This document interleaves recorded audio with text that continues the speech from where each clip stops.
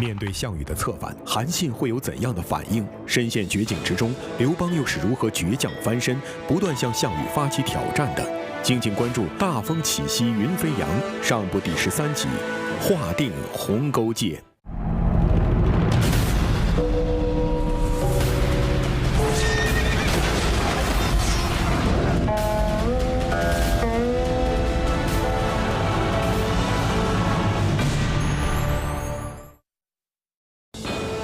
对项羽而言，屡遭重创的刘邦不足为惧，在他眼里，真正的对手只有一个，那就是刘邦的手下大将韩信。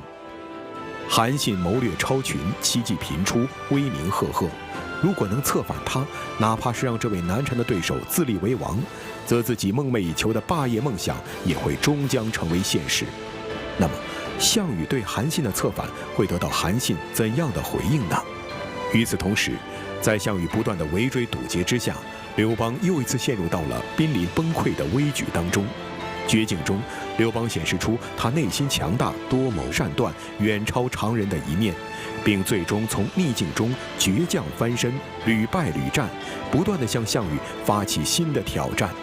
那么，实力强大、勇武异常的西楚霸王项羽，将如何应对这层出不穷的新状况、新局面呢？谁能在这纷繁复杂、波谲云诡的历史棋局中觅得胜机呢？南京大学副教授武黎松做客百家讲坛，为您精彩讲述系列节目《大风起兮云飞扬》上部第13集，划定鸿沟界。大家好，欢迎收看百家讲坛。无论是荥阳之围，还是陈高之围，这个屡次濒临绝境的刘邦，能够成功的突围，其中的重要原因，我想有这么几点。一则呢，是他有一群谋士，能够在战争不利的情形下呀，为他出谋划策。再就是刘邦平时能够解衣推食，他能够养士。注意，我这里用的词是养。这就与战国时代的四公子养死士的道理一样，就平时啊，这个我养着你们，但是到了关键时刻，就像魏无忌对侯嬴、朱亥这样的死士，这些死士能够奋不顾身。我们看到荥阳之围，纪信愿意以自己来假扮刘邦，大家知道。他只要以自己假扮刘邦，大概率就是死。可是呢，纪信代替刘邦去赴死，这就是我们理解养死士的这个道理。我觉着啊，刘邦这种养士的性格，同时也使得一个举足轻重的人，最终能够在关键时刻忠于他。这个人是谁呢？这个人就是韩信。细读史料的时候，我们会发现，在楚汉战争中，我们有这样一个感受：项羽从来没有把刘邦当成真正的对手，他更多的情况下是把刘邦当成一个甩不掉的麻烦，甚至我都觉着项羽不是希望刘邦会消亡，他只是希望刘邦能消停，就别再折腾了。但是另外一个人，他的胜利让项羽内心深处感到不安，让项羽害怕，甚至是恐惧。这个人就是韩信。当韩信连破4国，连项羽的悍将龙驹20万人马被韩信一举攻破，这个时候啊，项羽害怕了。他第一次感受到了这种可能到来的失败的恐惧。为什么这样说？以项羽的性格，当他遭遇失败之后，项羽通常的应激的反应是愤怒，进而是嗜血的去进攻，去拼杀。但是韩信攻破了龙驹，占领了齐国，项羽的反应竟然不再是进攻，他的下意识里面想到的是策反。也就是说啊，这个时候他已经没有把握再跟韩信去硬碰硬的拼。项羽派了一个盱眙人，这个人叫伍射，前往齐国呢，去游说韩信。伍射可谓是钓3寸不烂之舌，替韩信呢就分析当时的情势。这个伍射说啊，我们这些人苦秦久矣，我们的目标就是大家合起伙来推翻秦朝。现在呢，秦已经被我们攻破，根据灭秦的功劳，大家分土为王，不再打仗了。现在是刘邦挑起了战争，兴兵而东，是他侵夺了别人的成果，夺了别人的土地，破了3秦，又引兵出关，是刘邦收诸侯之兵东击楚。他的目标非常明确，就是一定要吞并天下。所以伍射对韩信讲，刘邦是一个不知道满足是什么的人，他太过分了。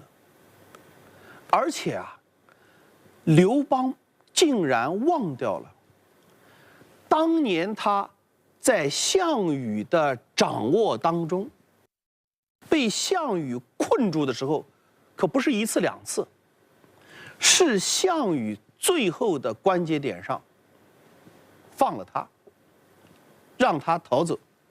但是刘邦这个人一旦逃脱，他就背信弃义，又一次的起兵进攻项羽。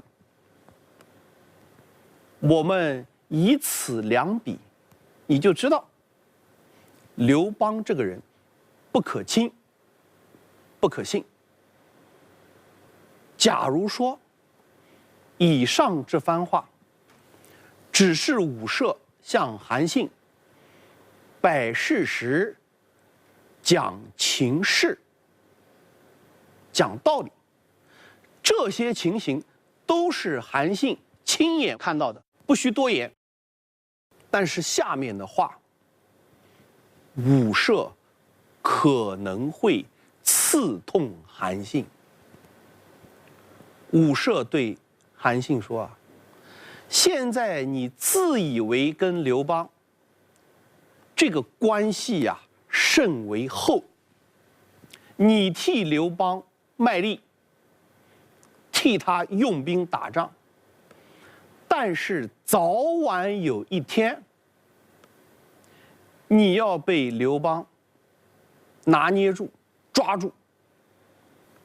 大家注意后面的话，你之所以现在还有点用，刘邦还待见你，就是因为你还有对抗项羽的这点价值。如果项羽没有了，下一个倒霉的就是你。大家注意伍射作为一个旁观者，他下了一个论断。这个论断就是，如果没有了项羽，也就没有韩信存在的价值。伍奢最后把现实就摊开在韩信面前，让他自己看，说当今天下刘邦和项羽之间的情势就在你韩信手上了，你向右帮助刘邦，刘邦就胜；你向左帮助项羽，项羽就胜。项羽今天灭亡，接着刘邦消灭的就是你。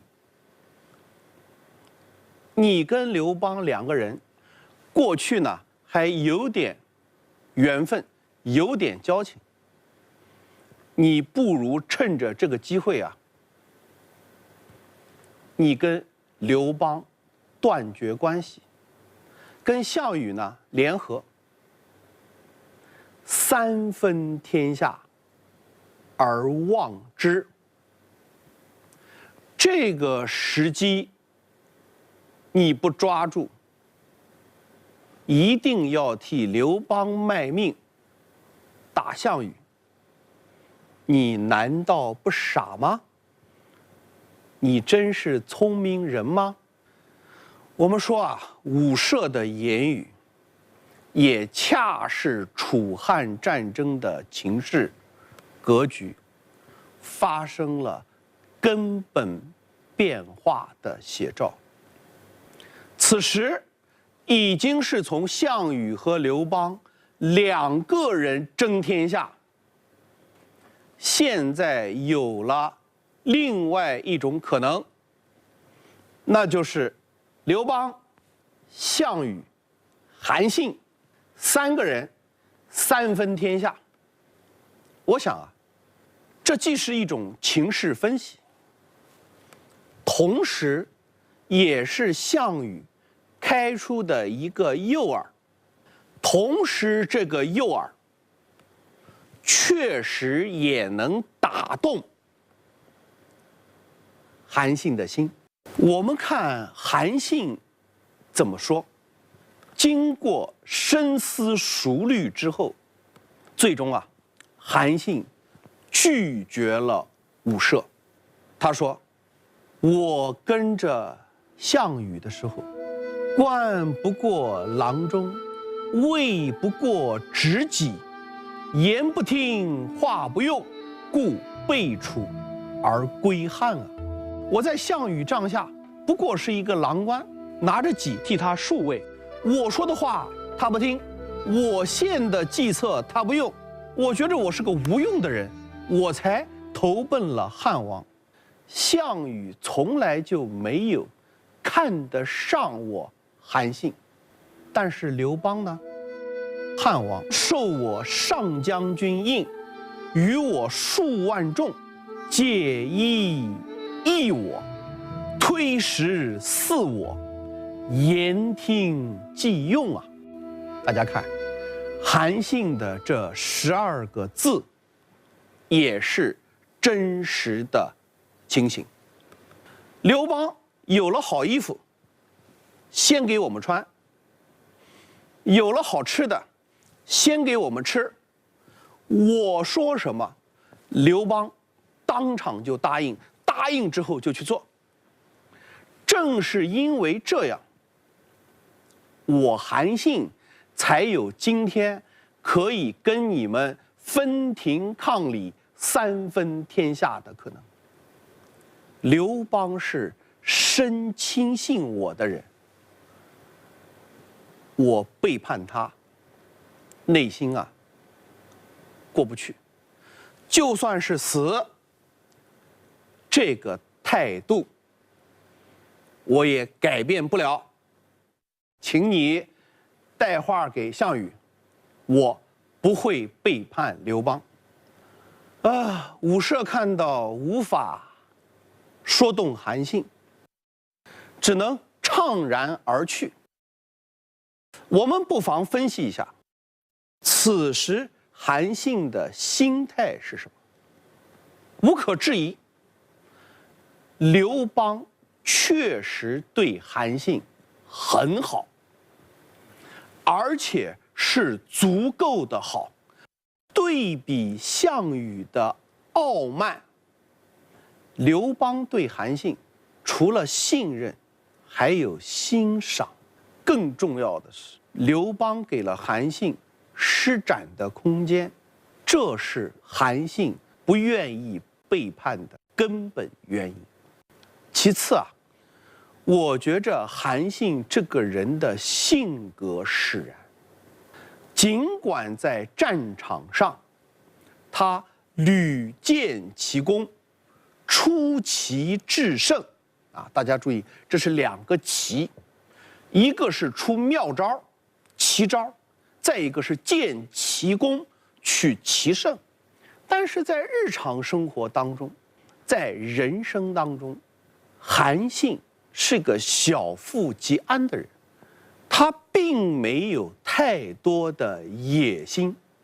从受胯下之辱的淮阴市井小儿，到万众披靡的大将军、齐王，韩信此时自认为已经登上了人生的巅峰，他没有必要再去赌一把，他也不能忍受这个赌注。第三条，我觉着这是最重要的一条，在内心深处，韩信并不欣赏项羽，他觉得项羽不值得他去尝试，他去冒险。我想有了这三个原因之后啊，韩信就真诚地拒绝了项羽的这种招来。所以武社离开以后啊，又有其人的蒯彻啊，这个人的名字叫蒯彻。后来一些史书呢，为了避这个汉武帝刘彻的讳，把他的名字呢就改写成蒯通。这个蒯彻也知道，楚汉战争打到这个份上，楚汉之间的这个天平的砝码就在韩信的手上，所以蒯彻啊也想去用游说的方式去刺激韩信，让韩信即便是不投靠项羽，也能够圈地自立为王。但是韩信犹豫不决，他不愿意背叛刘邦，就他跟刘邦之间这一层知己的感恩之心，他不愿意背叛。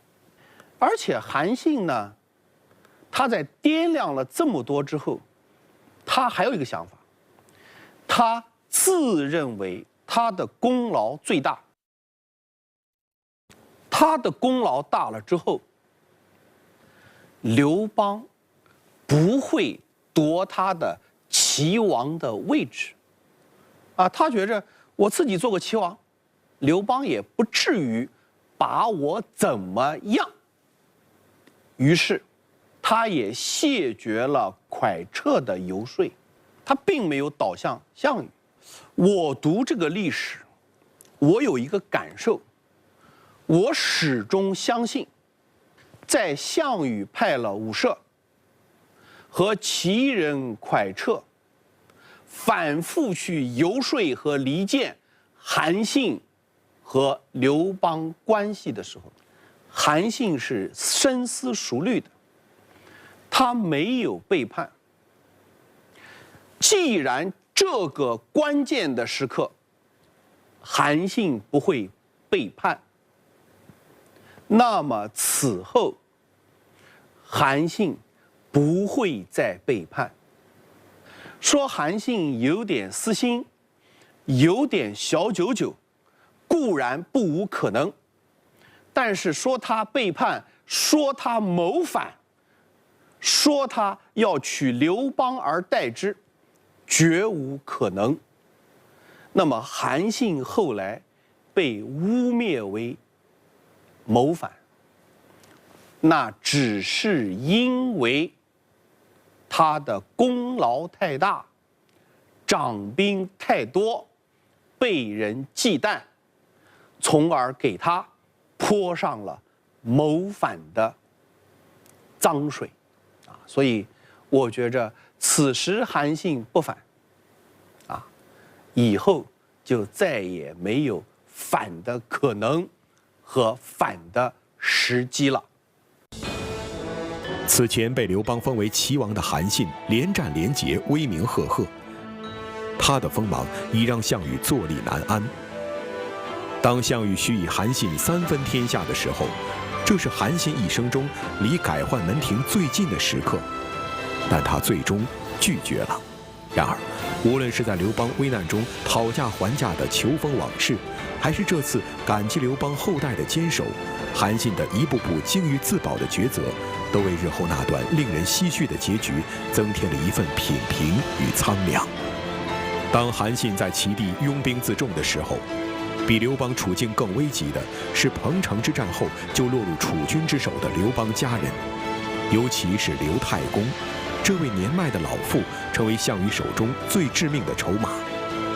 面对坚城固守的刘邦，项羽究竟使出了怎样的非常手段，企图以此逼迫刘邦就范？而刘邦又是以何等出人意料的态度化解了这场生死危机呢？说完了韩信，我们再看刘邦。刘邦在黄河北收了齐赵和关中的兵之后，再次引兵渡河，重新取了成皋，然后呢，占据广武，在广武这个地方呢，屯兵，背后呢靠着敖仓给他提供粮食，而项羽呢，荥阳成皋打败刘邦之后，项羽又去对付他背后的彭越等人，等他把背后的这些问题解决掉，再次又把兵拉回来，也在广武这个地方，又一次跟刘邦发生了对峙，而且呢，一对峙就是几个月的时间。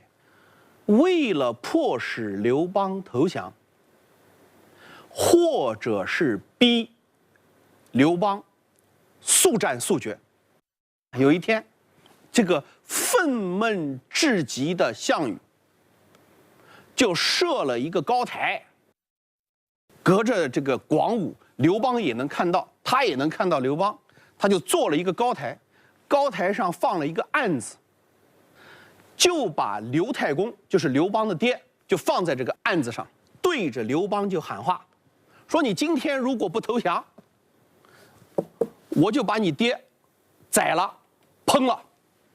这个时候刘邦丝毫不慌张，我们看刘邦怎么说，他就对项羽喊：我跟你项羽一块儿受命楚怀王，咱们两个是拜了把子约为兄弟的，我爹就是你爹，你如果今天想烹了他，煮了他，你送我一杯羹就可以了。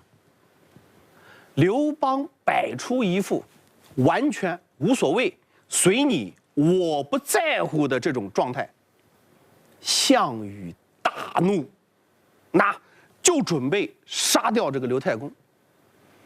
这个时候，一个人出来解围劝说，这个人就是项伯。项伯就对项羽讲：天下事未可知，有的人他为了得天下，他根本不在乎家。你现在杀了他爹，他不在乎，只是给你增添一点什么呢？他憎恨你的砝码而已。项羽听了之后呢，好像也觉得有道理，于是就没动手。我们大家看到这个场景，就特别能见到刘邦的性格。一面，刘邦就打起这个痞子腔调，只要我不在乎，就算我老爹在你手上，有什么用？他不是我的软肋，也不是你的筹码，你爱咋样咋样。因为这是一场心理上的豪赌。我越是在乎我的老爹，就越是会被你拿捏。现在索性随你去，我看你怎么办。这是面上的。另外一面，我们不要忘了，项伯这个人，在鸿门宴之后，可是收了刘邦和张良不少的好处。关键时刻，怎么会不暗中保护刘邦的爹？第三条，大家还记得，此前陈平行反间计，刘邦给了他4万斤黄金。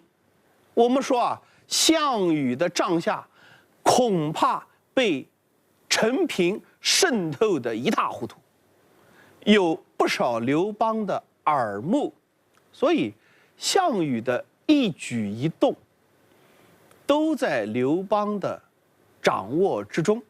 刘邦丝毫不惊诧，他可以随时以他那种市井无赖的性格去应对这种突然到来的危机。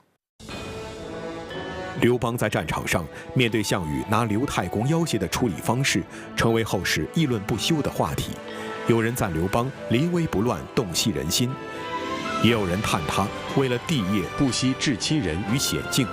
褒贬之间，折射出刘邦在极端压力下异于常人的决断力。而项羽应对危机时的拘泥与迟钝，与刘邦的机变形成了鲜明对照。战争的胜负从来不只是刀兵上的硬碰硬，更是心性、忍耐与全局智慧的漫长博弈。那么，在这场较量当中，看似屡战屡败的刘邦，究竟用怎样的方式不断瓦解项羽的优势的？这场楚汉之争的最终走向，又是由哪些关键因素决定的呢？所以，刘邦和项羽就这样在广武之间相互喊话。项羽特别急啊，这个人是个急性子，他多次准备跟刘邦单挑，他甚至喊话说：“我们天下人折腾了几年了，就是因为我们2个人的缘故。我现在愿意跟你刘邦，咱们2人单挑，单打一战，不要再苦天下的父老兄弟了。”也就是说，项羽急了，他想斗狠了。所以，经过这些，我们就发现，项羽的性格当中有着孤勇的精神，但是他的性格有着明显的缺陷。什么缺陷呢？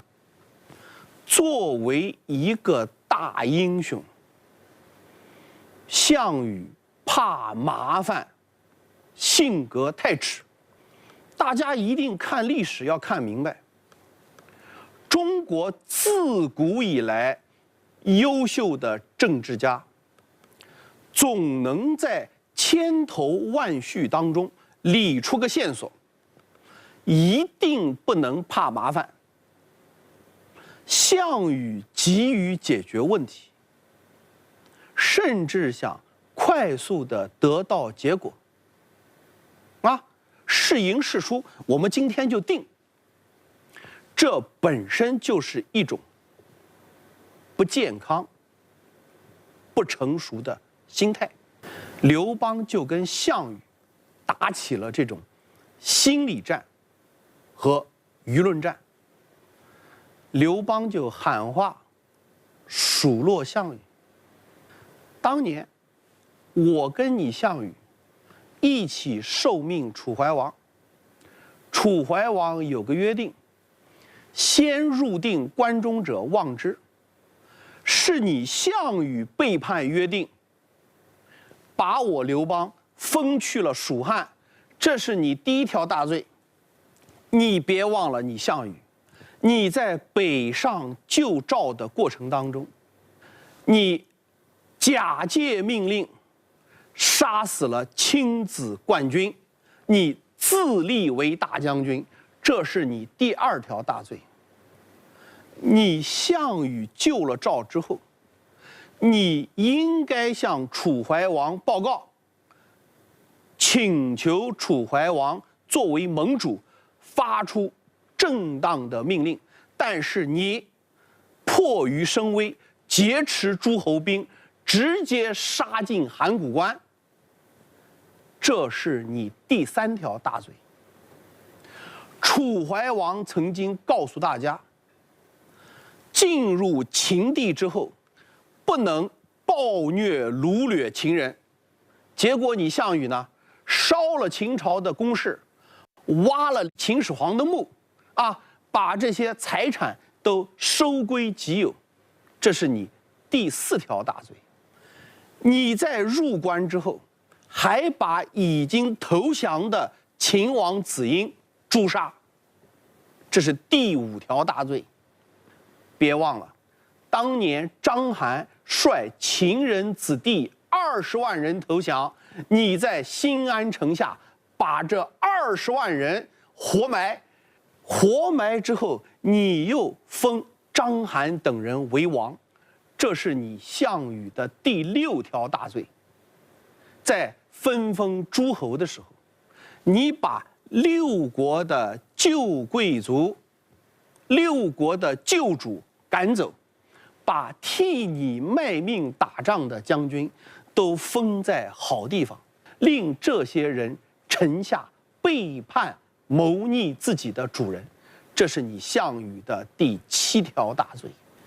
你把义帝从彭城赶出来，自己都彭城，夺了韩王的地，又夺了梁王的地，都把这些地盘作为你自己西楚的地盘，这是你项羽第八条大罪。楚怀王义帝是领导我们反秦的盟主，你派人把义帝谋杀在江南，这是你项羽的第九条大罪。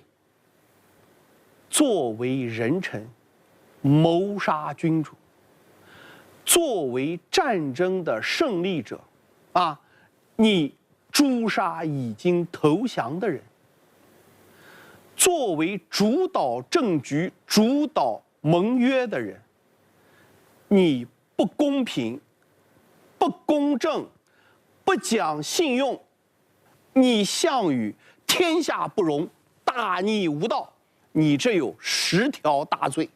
你看，这个刘邦的这场心理战、舆论战，可谓是字字诛心。听了刘邦的这一番话，项羽大怒，他所谓的大怒就是斗狠。项羽让人用弩机直接射中刘邦。这一箭射中刘邦的胸口，情急之下，刘邦用手蒙住伤口，佯装无事，说：“你一个小项羽，你只不过是射中了我的手指。”把这一阵坚持完，刘邦才回去养伤，由这个张良呢替刘邦整饬军队，安抚士卒。这个《史记》的注释当中引了一个叫《三辅故事》的书记载，说楚汉相距于荆索间6年，这个6年是连头加为蜀，一共6年，实际上是4年多接近5年的时间，就是楚汉战争在荆索之间对峙，刘邦身被大创12，失时通中过者有4，就是刘邦身上大伤12次，被箭射穿有4次。可见，为了和项羽争这个天下，刘邦的身上伤痕累累。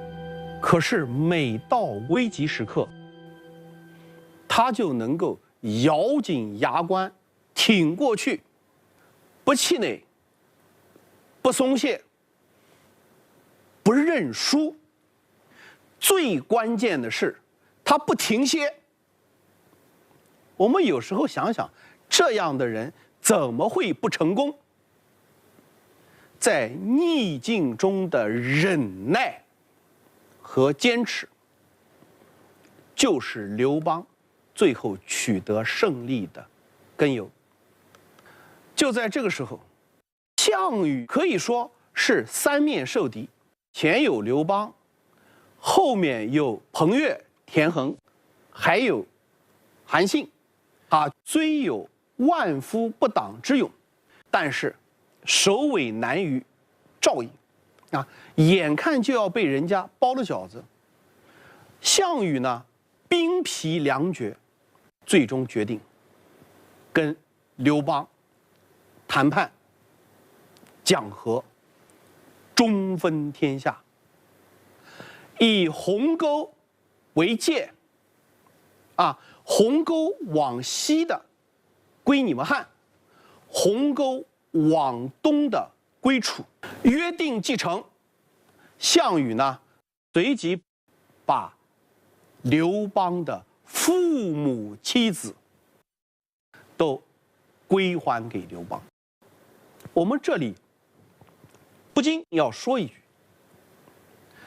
纵观整个楚汉战争，项羽打仗有一个特点，他还是比较讲信用、守规矩的。即便鸿沟为界，看起来是项羽不得已的决策，但是项羽的军队战斗力此时仍旧十分强悍。鸿沟为界，既然楚汉双方约定成功了，项羽呢准备带人回到彭城了。眼看着和平即将到来，中分天下的局面就要形成。刘邦和项羽长达4年的纠缠，伴随着鸿沟为界，也要告一段落。这一讲呢，我们就讲到这儿，谢谢大家。